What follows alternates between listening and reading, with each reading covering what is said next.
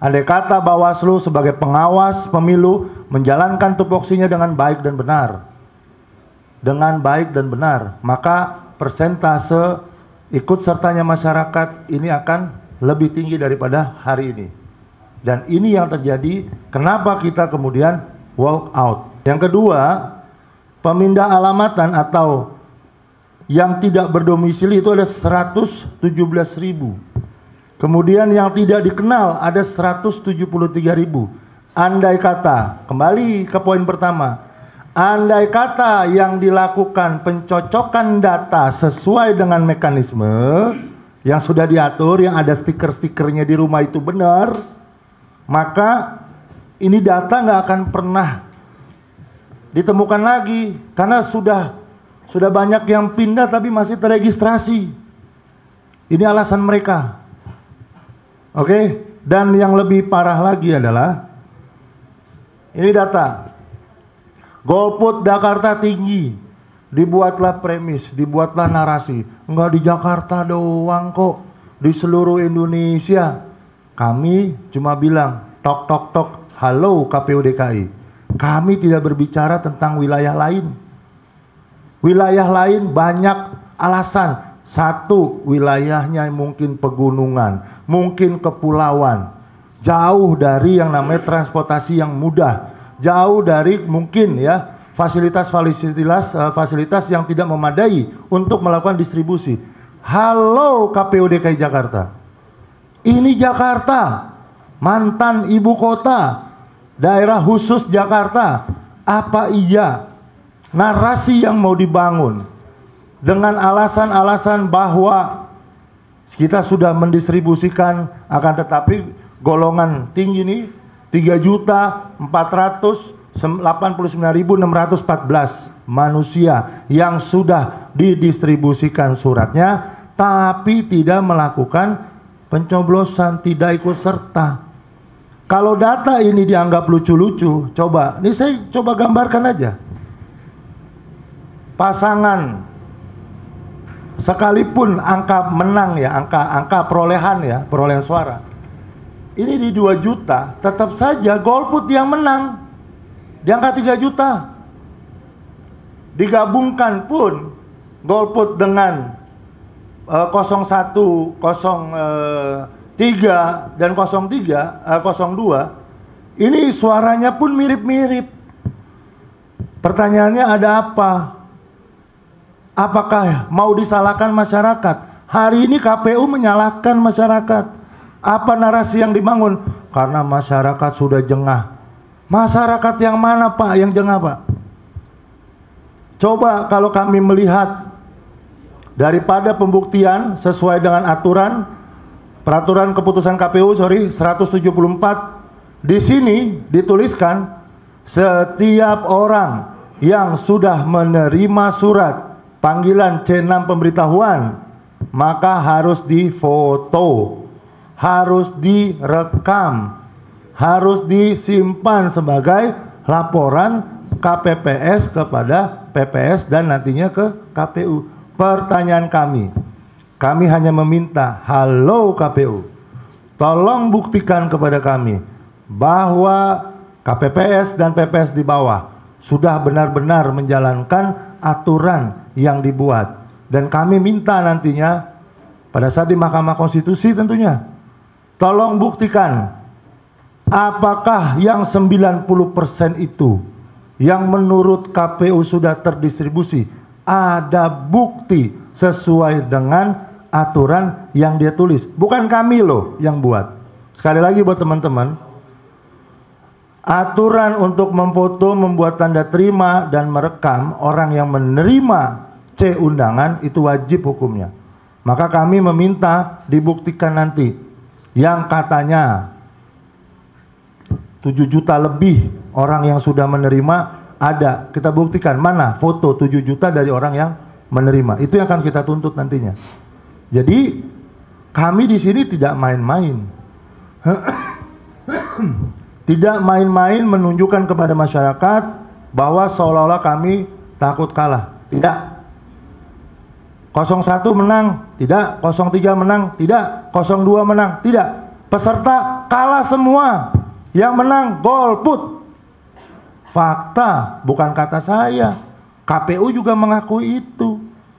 Dan naif ketika KPU Jakarta Timur mengatakan memang pendistribusian bermasalah, KPU DKI mengatakan semuanya sudah terdistribusi. Antar anak di bawahnya sama bapaknya aja ribut. Itu baru KPU. Belum lagi Bawaslu. Bawaslu apa yang terjadi? Banyak hal. Yang begini saja seharusnya administratif. Pertanyaan kami adalah apakah tidak ada peran Bawaslu di sini? Wajib Bawaslu mempertanyakan ini sebenarnya. Tapi apakah mereka lakukan? Tidak. Tidak. Sekali lagi tidak. Andai kata Bawaslu sebagai pengawas pemilu menjalankan tupoksinya dengan baik dan benar. Dengan baik dan benar, maka persentase ikut sertanya masyarakat ini akan lebih tinggi daripada hari ini. Dan ini yang terjadi, kenapa kita kemudian walk out. Dan itu sudah kita sampaikan jauh hari sebelum adanya perhitungan dan rekapitulasi suara.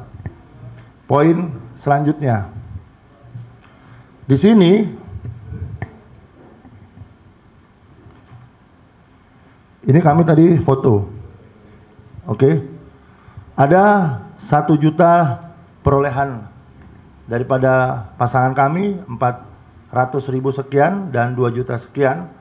Di sini dituliskan suara tidak sahnya sampai di 363 dan suara sahnya ada 4 juta. Total suaranya jadi ada 4.700.000. Jauh, Pak.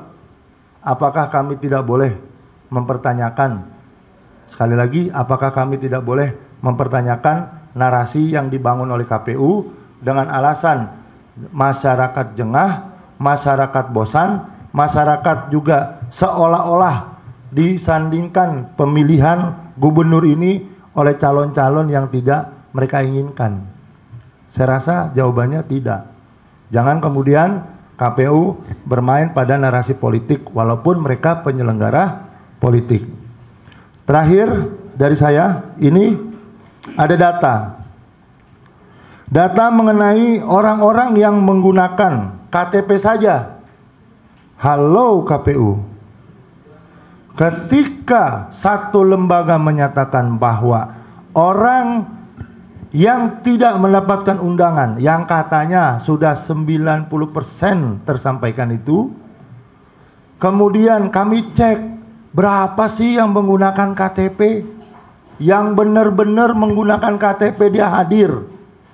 Mungkin sebelahnya TPS rumahnya atau mungkin apapun itu.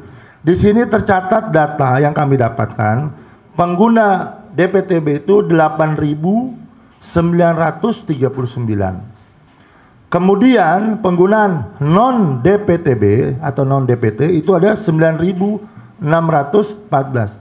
Artinya apa? Kurang lebih 17.000 aja. 17.000 orang yang menggunakan KTP tidak menggunakan undangan. Sekali lagi, cuma 17.000. Halo KPU, narasi apa lagi yang mau dipakai? Perlu kami buktikan apa lagi tentang data yang sesungguhnya? Kalian sibuk tentang apa? Kalau memang dilaksanakan sesuai dengan kaidah-kaidah yang sudah dibuat, maupun itu peraturan KPU, maupun itu kemudian keputusan KPU dan juga Bawaslu tentang Perbawaslu yang seharusnya sudah dilakukan tindakan tidak lebih dari 1 minggu terhadap satu laporan, sampai detik ini kami tidak menerima hasil laporan. Dan ironis sekali, Kebayoran Lama. Kita buka di sini. Ada satu kasus, bukan kami yang menemukan, internal pengawas TPS. Setelah ditelusuri, kemudian dibuatkan satu keputusan atau rekomendasi dari Panwaslu Kecamatan. Panwaslu Kecamatan merekomendasikan melakukan PSU di 4 lokasi. Kalau nggak salah tolong dikoreksi ya, 4 atau 3 itu. 4 lokasi TPS. Diajukan surat tersebut oleh PPK Kecamatan Kebayoran Lama, ditolak. Dengan alasan narasi yang dibangun, informasi yang kami dapat, informasi yang kami terima, baik itu dari teman-teman maupun dari media, bahwa penolakan itu berkaitan dengan seolah-olah surat itu keluar atas inisiatif sendiri, bukan inisiatif kelembagaan. Aneh. Lalu apa yang terjadi? Yang terjadi adalah orang yang mengeluarkan rekomendasi itu seolah-olah hari ini dipersalahkan. Padahal itu anggota mereka sendiri, bukan kami. Yang menemukan mereka, yang memproses mereka, yang merekomendasikan mereka. Mereka juga yang bermain sinetron. Sinetron. Kenapa kami katakan sinetron? Muak kami dengan keadaan seperti ini, di mana demokrasi dikebiri, di mana hak-hak rakyat tidak dipenuhi, kecuali negara ini tidak punya uang. Uang sudah diberikan kepada KPU, kepada Bawaslu, bertugaslah dengan baik dan benar. Apa yang terjadi? Tidak ada yang namanya keseriusan dan profesionalisme. Maka jangan salahkan kami sebagai pasangan calon peserta melaporkan ke DKPP. Laporan DKPP itu adalah jalan terakhir kami. Sebelumnya kami persuasif bertanya. Betul, Bang Muslim? Kita bertanya ke KPU, bertanya ke Bawaslu. Apa yang terjadi? Bahkan sebagian nomor handphone teman-teman kami diblokir. Ini yang saya katakan. Hah?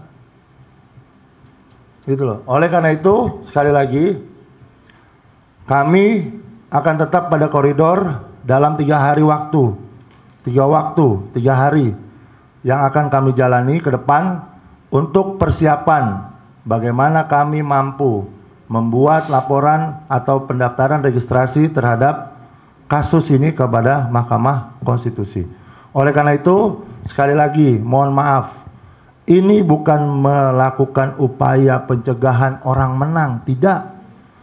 Kami menjadikan ini jalur konstitusi dan jalur demokrasi agar kedepannya di 2029 nanti tidak ada tuh yang namanya penyelenggara maupun pengawas tidak menghargai yang namanya hasil dan kualitas dari suatu demokrasi.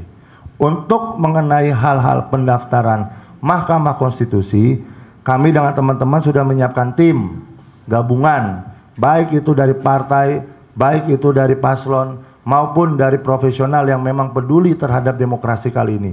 Banyak sudah ahli-ahli yang sudah kita ajakin konsultasi dan berkaitan dengan permasalahan ini semua. Mudah-mudahan rumah terakhir yang kami percaya adalah rumah hukum yang terbesar, Mahkamah Konstitusi, di mana disitulah kami akan mencurahkan seluruh permasalahan ini dan mudah-mudahan diproses dan diputuskan sesuai dengan kaidah-kaidah yang berlaku.